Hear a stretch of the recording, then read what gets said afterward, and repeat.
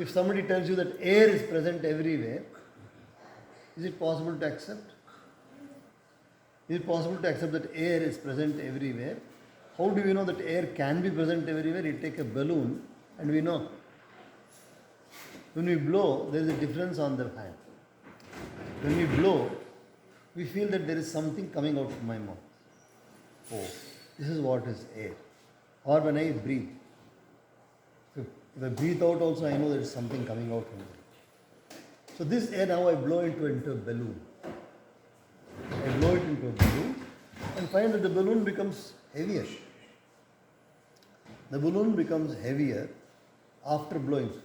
Although the balloon was heavy when it did not have air, it was fallen down, but now the volume became more and there is something there. And if you open the balloon, suddenly something comes out. So we know that air is present everywhere with a little amount of experiments. And then now somewhat the intellect is accepting, okay, air is present everywhere. Then suddenly, first time when we studied vacuum, we heard about vacuum. It was very surprising for us.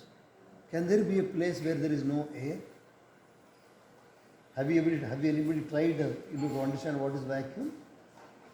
The small plugs come, pegs, rubber pegs. You put it on the wall, press it and then keep it. Suddenly sticks to the wall. You can do it on your hand also. Rubber pegs, you put it on the hand, press it tightly and then leave it. It sticks to the hand. You know how it sticks? Surprisingly, there is no air at all inside. Because there is no air inside, the air outside pushes that plug into the hand. You must have heard about steam engines going earlier, no? Steam engines. One bogie was attached to the other bogie, not by bolt and nut. It was attached by two hemispheres. It was attached by two hemispheres. In this hemisphere, what they used to do, after attaching them, they will remove the air from inside with a proper washer and whatever. Because the air is removed, the bogie cannot get detached at all. It will get stuck and it will go. So now I understand that there can be a place where there is no air also. That is called as vacuum. And vacuum has got wonderful power. Vacuum has got one because if there is something empty, all the air from outside will try to come there. When it comes there, it produces a severe force. Now tell me, when the air is removed, what is there inside? When the air is removed, what is there? Space. That's space. So in space only air is there. So if we say that air is present everywhere, I can say that at one particular place air is not present also, I can say.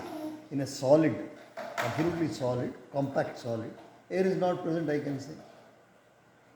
But I can say that space is present there also because the solid can break. When a solid breaks into two pieces, what was there between the two joints? That is the breakage is then.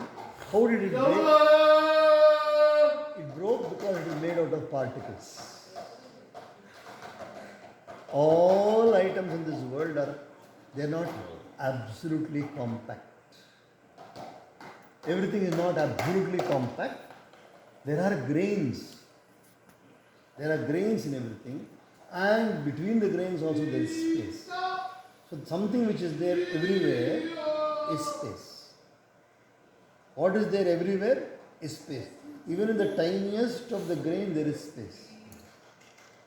Even in the tiniest of the grain there is space. So just like we can understand that space is present everywhere, similarly now we understand there can be something which is present everywhere, and that is Paramatma.